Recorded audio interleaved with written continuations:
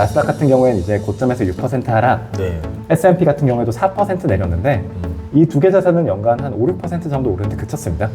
훨씬 많이 올랐고 조금 조정을 받은 올해 투자한 자산으로서는 오히려 좋은 퍼포먼스를 보이고 있는 상황이다 라고 할 수 있는 거죠.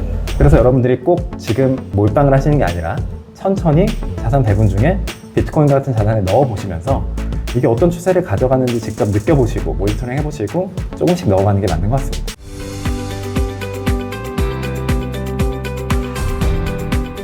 안녕하세요. 이번 시간에는 비트코인에 대해서 한번 알아보도록 하겠습니다. 최동혁 기자님 오랜만입니다. 반갑습니다. 네, 안녕하세요. 예. 블록기자 최동혁입니다. 그러면은 단도직입적으로 궁금한 게 비트코인 많이 올랐잖아요. 네네. 그럼 여기서 더 오를 거라 보시는 거예요? 비트코인을 많은 분들이 사실 지금 하나의 종목이라고 생각을 하시는 것 같아요. 근데 사실 이런 생각을 한다는 것 자체가 저는 비트코인이 어느 정도 아직까지 상승 동력이 있는 자산이다라는 생각을 합니다. 왜냐면 저희는 비트코인을 하나의 종목이 아니라 저는 하나의 섹터라고 생각을 하고 있어요, 개인적으로. 기존에 이제 인공지능이라는 것이 하나의 거대한 종목으로 묶이듯 이 비트코인이라는 것은 우리가 기존에 가지지 못했던 새로운 자산으로서의 가능성을 이 세상에 제시하는 종목이 아니라 자산 섹터분이다 라고 이야기 드리고 싶은 겁니다. 그런 부분에서 제가 보여드리는 게 이 차트가 하나 있는데요. 이게 지금 기존에 저희가 안전자산이라고 생각하는 금이라는 존재가 있죠. 금이 기존의 명목화폐와 가치 비교의 차원에서 약 100년 조금 넘는 기간 동안 얼마나 그 가치를 유지하는가라는 것을 차트로서 지금 보실 수 있는 겁니다. 보시면은 1900년에 예. 이 모든 명목화폐들, 굉장히 많은 명목화폐들이 지금 그래픽 속에 있죠. 그리고 금이 있는데 1900년을 기준으로 모든 그 가치가 100으로서 시작을 하는 겁니다. 네. 지금 봤을 때 이 가치들 어떻게 됐을까요? 많이 올랐겠죠? 많이 올랐겠죠. 네. 금은 가치가 유지가 되고 이 화폐들의 표기되는 가치는 계속해서 떨어졌을 겁니다. 보시는 차트가 바로 그 차트예요. 보시면 엔화, 파운드, 달러, 마르크, 유로 같이 저희가 일반적으로 쓰는 많은 화폐들이 지금 보시면 거의 0으로 수렴하고 있는 모습을 보실 수 있죠. 이것이 바로 기존의 금이라는 자산이 가지는 인플레이션 해지 수단으로서의 그 강점 때문에 발생한 겁니다. 금이 안전자산이 될 수 있는 거는 이 세상에 계속해서 수요가 있고 그 공급이 제한되어서 존재한다는 거죠. 금은 계속해서 세상이 필요로 하고 어느 정도 나오는 양이 제한되어 있는데 화폐, 명목화폐, 특히 이 정부가 발행하는 화폐들은 정말 끝도 없이 나옵니다. 계속해서 자신들의 요구에 따라서 화폐를 발행하고 이 화폐라는 풀이 넓어지기 때문에 이 가치의 대비라는 차원에서 금의 가치가 계속해서 올라가게 된 거죠. 금이 유지를 할 수 있었던 것은 이 수요와 공급의 법칙 때문이죠. 비트코인도 여러분들이 아직 모르시는 분들도 많으시겠지만 이 세상 속에 이 가능성을 알고리즘으로서, 프로그램으로서 최초로 제시한 자산군입니다. 그래서 제가 여러분들께 비트코인은 하나의 종목이 아니라 하나의 섹터다라고 생각을 해야 한다고 말씀을 드리는 건데요. 비트코인은 이 세상에서 최초로 디지털화된 수단으로서 네. 공급량이 제한되고 그 기반을 사람이 아닌 프로그램이 만들어내도록 탄생한 자산입니다. 이 비트코인은 그래서 그 내러티브, 이 비트코인 좋아하시는 분들이 말씀하시는 거 많이 들어보시면 인플레이션 해지 수단이다, 또 디지털 금이다 라고 이야기하는 거 많이 들어보셨죠? 예. 그 이유가 바로 이러한 부분에서 있는 거예요. 이 화폐는 계속해서 발행량이 늘어나는데 비트코인이라는 자산은 계속해서 그 발행량이 정해져 있고 그렇다면 화폐가 늘어나고 있으니까 화폐로 표기되는 비트코인의 가치는 올라갈 가능성이 높다라는 것이 비트코인 좋아하시는 분들의 논리인 거죠. 실제 그리고 우리 이 세상 속에서 화폐 발행량은 정말 무한히 늘어나고 있습니다. 네. 지금 보고 계신 것이 미국 유동성 증강 그래프 M2라고 하는 그래프인 건데 이 M2는 현금, 예금, 적금, 주식, 채권과 같이 우리가 일반적으로 이 시장에서 유동화된 통화라고 생각하는 것들을 표기한 거예요. 1982년을 보시면 이 M2 화폐량은 약 2조 원 정도였었습니다. 저희가 지금 살고 있는 2025년, 2024년에는 지금 20조가 넘어서 발행되어 있죠. 결국 똑같은 자산이었다면 아마 이 달러 화폐로 그냥 내가 달러를 들고 있었다면 이 자산을 아마 10분의 1밖에 못 살 거다라는 걸 의미하는 거죠. 이 세상에 풀린 돈은 많아졌고 그 달러로 표기되는 그 자산의 가치 또한 10배가 높아졌을 가능성이 높으니까요. 그러한 세상 속에서 비트코인은 그 자산의 발행량이 계속해서 제한되는 요건입니다. 최근에 반감기가 있어서 그게 그쵸. 상승 동력이 될 거다라는 이야기도 굉장히 많았었는데 최근에 뭐 막상 반감기가 지나고 많이 오르진 못하고 있는 모습을 보고 있지만 이런 것들이 비트코인의 자산성을 얘기하는 알고리즘으로서 세상에서 존재하고 있는 거죠. 지금 보시는 그래프가 이 비트코인 반감기를 거치면서 비트코인의 공급량이 어떻게 변해가는가를 보여드리는 그래프예요. 보시면 지금 2024년 5년에 있었던 반감기에 비트코인의 채굴량이 한 블록당 6.2개에서 3.125개로 줄어들었죠. 과거에는 이게 50개였는데 25개가 되고 25개였는데 12.5개가 되고 계속해서 이런 식으로 줄어들었습니다. 그럼 반감기가 계속 지나갈수록 주는 충격은 덜 하겠네요. 네, 반감기가 지날수록 주는 충격이 들고 그런 부분에서 저희가 과거와 같이 반감기 되면 올라 이렇게 생각하시는 분들이 많은데 과거와는 다르게 공급이 팍팍 줄지 않기 때문에 가격이 팍팍 내지도 않을 거다라고 우리가 생각을 할 수 있긴 합니다. 또 어느 정도 이제 가격이 확 뛰는 구간이 아니라 이제 좀 가격 안정성을 띄기 시작할 거다. 시간이 지날수록. 가격 안정성을 뛰기 시작하고 예. 공급량이 계속해서 줄어들고 있다는 이야기를 우리가 볼 수 있는 이벤트였다. 즉 공급량 감소만으로 가격이 팍 오르는 이슈는 아니다라고 보시는 것이 맞을 것 그러면 같습니다. 금으로 보는 금의 원리랑 보는 거랑 되게 비슷한 구조로 보는 거네요. 네, 맞습니다. 이제 공급이 서서히 줄어드니까 가격은 안정성이 오는 거고, 그런데 각 국가들은 중앙은행들이 화폐를 마구 발급해 대니까 화폐 대비 비율로 해서 가격이 계속 올라갈 수밖에 없는 구조다. 올라갈 가능성이 높다라고 그렇게 이해를 할 수 얘기를 하는 거죠. 있겠네요. 네. 예. 그러면 저는 궁금한 게 금을 사도 되잖아요. 그렇죠. 실제로 금 가격도 많이 올랐고, 그런데도 이제 코인을 또 가격이 많이 오른 이유들은 뭘까요? 비트코인을 중심으로 말씀드리면 사실 이 세상에서 이걸 믿는 사람들이 많아진다라는 게 그 가장 큰 이유겠죠. 예를 들어서 금은 지금 모두가 믿잖아요. 더 이상 성장할 데가 없는 거고. 주식과 동일한 것 같습니다. 주식시장에서도 저희가 작년에 인공지능 이야기 정말 많이 했었잖아요. 네. 저도 작년에 그 얘기 많이 들었었는데 사실 모두가 믿었을 때 믿는 거는 저희가 업사이드를 기대하기는 좀 어렵습니다. 앞으로 이 자산을 믿을 수 있을 것이냐, 앞으로 더 많은 사람들이 이 자산을 믿어갈 것이냐가 사실 우리가 미래 가치를 기대하는 부분에 무시할 수 없는 부분이니까 그래서 더 많이 오른다라고 우리가 기대를 하는 것 같습니다. 그럼 비트코인 가격이 그동안 얼마나 오른 거예요? 처음으로 생각하면 네. 사실 거의 무한대 가까이 올랐다라고 해도 될 테고 처음에는 사실 뭐 시장 가치가 형성되기 전이었으니까요. 이걸 보여드릴 수 있는 재미있는 사례 중 하나가 이 비트코인으로 옛날에 피자 사신 분이 있었어요. 들어본 아마 것 아실 것 같아요. 같은데 네. 비트코인 좋아하시는 분은 이거 비트코인 피자데이라고 해서 정말 아직까지도 기억을 하고 이벤트로서 막 하고 있는 이야기도 합니다. 2010년 네. 5월에 이제 1만 비트코인으로 피자 2판을 샀었습니다. 지금까지 들고 계시다면 얼마야? 저게 1조 원 정도 되는 돈인데 피자 한 판에 한 5천억 주고 먹었다라고 생각을 할 수가 있는 거죠. 지금 저 비트코인으로 피자를 산다면 제가 계산해 보니까 한 2,500만 판 정도 살 수가 있더라고요. 저희가 그러니까 약 지금 비트코인 가격이 2,500만 배가 올랐다. 피자 교환비로는 그렇다라고 볼 수 있는 것 같습니다. 그러면 한번 다시 트래킹을 해봅시다. 그렇게 오르는 과정이 뭐 순탄치는 않았을 거 아니에요. 그렇죠.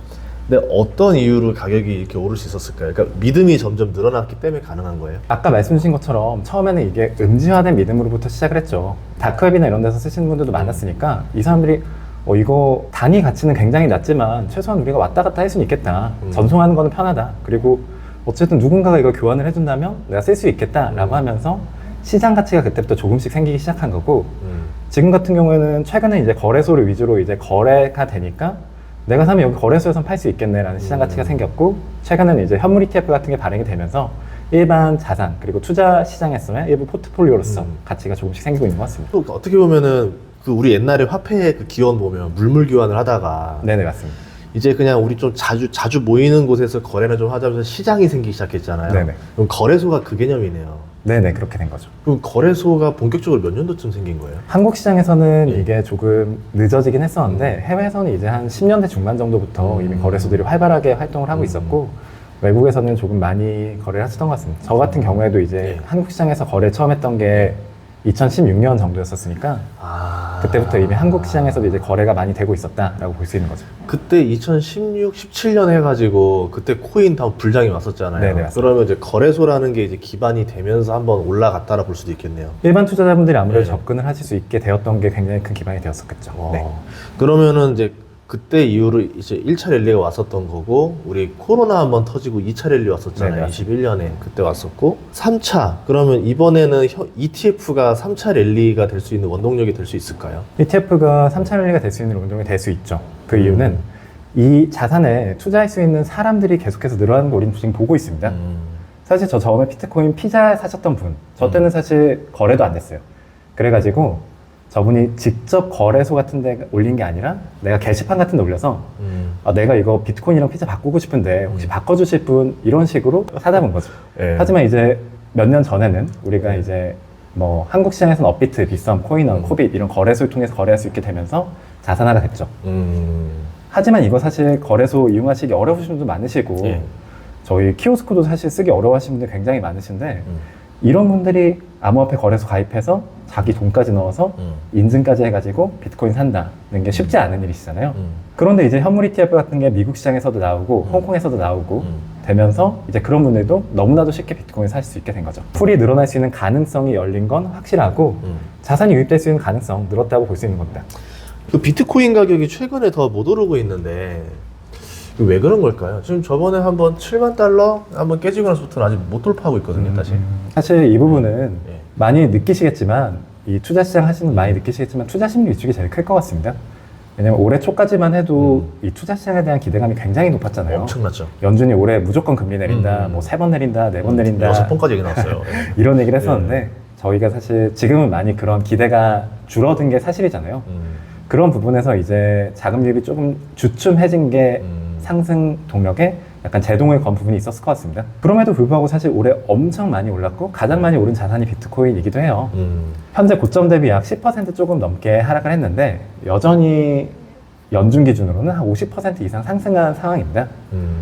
현물 ETF로 이제 상승했던 내용을 이제 조금 반납했다라고 할 수 있는 거죠. 사실 50% 올랐는데 10% 내린 거는 어느 정도 이제 건전한 조정이다라고 이야기 많이 하시고 있잖아요. 다른 시장 같은 경우에도 훨씬 좋은 퍼포먼스를 보이고 있어요. 나스닥 같은 경우에는 이제 고점에서 6% 하락, 네. S&P 같은 경우에도 4% 내렸는데 이 두 개 자산은 연간 한 5, 6% 정도 오르는데 그쳤습니다.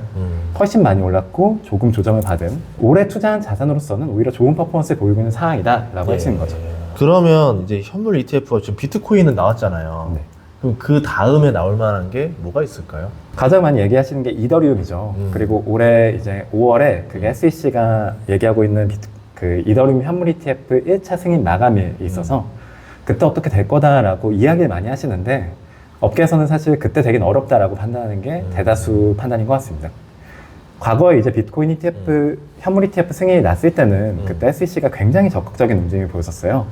이 ETF 신청을 넣었던 증권사들을 만나서 너네 이거 안 돼, 이거 고쳐, 이거 어떻게 생각해? 라는 식으로 계속해서 이야기 나눴다는 얘기들이 나왔었는데 네. 지금은 그런 뉴스가 거의 없습니다. 그런 부분에서 일단 이번에는 SEC도 이번에 승인하지는 않을 것 같다라는 게 대다수의 판단이고 그때 어느 정도 조정이 있을 수도 있으니까 조금 준비를 해두시는 것도 나쁘진 않을 것 같습니다. 그러니까 너무 빨리빨리 승인을 해주면 과열 붐이 일어날 수도 있으니까 좀 텀을 둬서 좀 냉각시키고 해주고 냉각시키고 해주고 그럴 수도 있다라고 봐야 되겠네요. 자산성에 대한 논의를 아직 더 해야 되는 상황이라고 판단을 하고 있는 거겠죠. 비트코인 같은 경우에는 사실 발행 주체도 없고 이게 어떤 집단에서 운영하는 게 아닌데 이더리움이나 뭐 그런 자산들 같은 경우에는 어쨌든 재단이 있어서 그들이 이 방향성을 이끈 부분도 있고 과거에 이제 초기 물량이 어떻게 처리되는가 이런 부분에서 계속 논쟁이 있어서 아직은 조금 더 두고 볼 시점이 아닌가라고 생각을 하고 있습니다. 알겠습니다. 자, 그러면은 비트코인을 언제 사야 되는지 사람들 진짜 질문 많이 하거든요. 투자하시는 분들은 좀 조언 줄 만한 말 있을까요? 현물 ETF 출현 이후로는 비트코인도 어느 정도는 그 투자 자산의 시장의 사이클을 따라갈 수밖에 없을 것 같아요. 왜냐면 이 시장에서는 이제 엄청나게 믿으시는 분들 아마 뭐 오르든 내리든 그냥 들고 계시겠죠. 그렇지만 저희가 이 비트코인이 올해 이렇게 급격하게 오른 부분에는 분명 이거 투자할 만한 것 같아 한번 해볼까? 라고 생각해서 넣으신 분들이 분명 엄청 많을 겁니다. 현물 ETF가 생기면서 그러기 너무나도 쉬워지기도 했었고요. 그런 부분에서 우리가 투자 자산 시장 사이클을 봐야 될 것 같은데 그래도 저는 어찌됐든 금리나 이런 인플레이션 지표 같은 게 조금씩은 나아지고 있는 모습을 보이는 건 맞는 것 같아요. 지금 보시는 게 저희가 이제 2018년부터 지금까지 PC 물가 추세를 계속해서 볼 수 있는 건데 연준의 이제 장기 목표가 2%라는 거는 다들 많이 알고 계실 텐데 그쵸. 점점 그쪽으로 가고 있죠.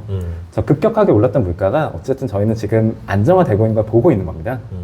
올해 같은 경우에는 이제 정치 이슈도 있고 어쨌든 그 연준이 물가 내리는 거 금리를 높게 유지하는 것에 대해서 압박감이 계속 받고 있기도 하죠. 그런 부분에서 저 부분에 대한 추이를 계속해서 모니터링 하시는 게 필요할 것 같고 결국 금리는 내리는 추세에 가져가지 않을까. 그러면 그 상황 속에서 어떠한 자산들에 사람들이 새롭게 돈을 넣어보고 싶어 할까라는 걸 고민하시면 좋을 것 같고, 그 부분에 저는 분명 비트코인이 한 자리를 차지할 것이라고 생각합니다. 그래서 여러분들이 꼭 지금 몰빵을 하시는 게 아니라 천천히 자산 배분 중에 비트코인 같은 자산에 넣어보시면서 이게 어떤 추세를 가져가는지 직접 느껴보시고 모니터링 해보시고 조금씩 넣어가는 게 맞는 것 같습니다. 책을 쓰게 된 계기도 좀 듣고 싶거든요. 저는 처음에 이제 비트코인을 2017년에 투자했었을 때는 사실 어디 가서 비트코인 투자한다고 말하는 게 좀 민망했거든요. 그때는 사실 얘기하면 다들 뭐 그런 걸 하냐, 사기다, 엄청 많았죠. 엄청 많았죠. 네. 그랬는데 제가 느꼈던 것을 조금 다른 분들도 느껴보면 좋겠다라는 생각을 해서 이 책을 쓰게 된 것 같아요. 제가 작년에는 암호화폐 시장도 엄청 침체기였었습니다. 그런데 이제 마이애미에서 하는 비트코인 컨퍼런스를 간 적이 있었어요. 거기서 느꼈던 거는 그때 비트코인이 최고가 대비 절반 넘게 하락했음에도 불구하고 이 생태계에 대해서 믿음을 가지고 이거를 내가 세상에서 쓸 수 있다. 이게 세상에 가치 있는 어떤 존재다라고 믿는 분들이 굉장히 많다는 거 저는 보고 왔었습니다. 느끼고 왔었고. 행사가 열렸던 게 2023년 5월이었는데 그때 이제 비트코인 마이애미 행사에서는 많은 분들이 내가 막 옷을 만들어서 그 옷을 나눠주기도 하고 예술가분들이 비트코인 예술을 만들어주기도 하고 사실 우리가 주주총회 같은 거 가면은 이제 뭐 10%만 떨어져도 막 난리가 나잖아요. 근데 거기서는 저렇게 가격이 크게 떨어졌는데도 불구하고 누군가는 비트코인이 뭔가 세상에서 새로운 가치를 만들어낸다고 믿고 계시는 분들이 있다라는 걸 봤었거든요. 그분들한테는 이게 단순히 투자 자산이 아니라 누군가한테는 이제 인플레이션에 대한 해치 수단이 될 수도 있겠죠. 뭐 제가 거기서 만났던 분 중에 엘살바도르에서 오시는 분들도 있었는데 그분들 같은 경우에는 이제 비트코인 교육 프로그램을 만들어서 돈도 받지 않고 그냥 그걸 오픈 소스로 공개하시는 분들도 있으셨어요. 자신이 믿는 믿음을 더 많은 사람들이 믿고 이 가치를 많은 사람들이 알아줬으면 좋겠다라고 느끼시는 분들이 많다는 걸 제가 보고 왔었던 거죠. 단순히 투자 자산이 아니라 왜 이 세상에서 비트코인이라는 시스템이 가치가 있는 시스템이고 왜 이걸 믿고 있는 사람들이 있는가를 한 분이라도 더 많이 알아주셨으면 좋겠어서 저 책을 썼던 것 같습니다. 비트코인에 대해서 이제 잘 알았고요. 저희 또 2부에서 비트코인을 어떻게 사면 되는지 또 이 방법에서 좀 구체적으로 여쭤보도록 할 테니까요. 구독과 좋아요, 알림 설정 부탁드리겠습니다. 고맙습니다.